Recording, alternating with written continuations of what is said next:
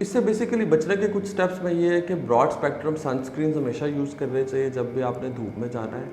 जब भी आपने कोई ऐसा काम करना, आपको पता है कि मेरा बहुत ज़्यादा सन एक्सपोजर है, तो आप अच्छे क्वालिटी के सनस्क्रीन्स यूज़ करें। और इसके साथ साथ आप जो है फ़ोटो एक्सपोजर अगर कम हो सकता है तो उसको कम करने की भी कोशिश करें और अपनी इम्यूनिटी को बेहतर करें। अगर आपकी इम्यूनिटी भी बेहतर रहेगी तो इसके चांसेस कम हो जाएंगे।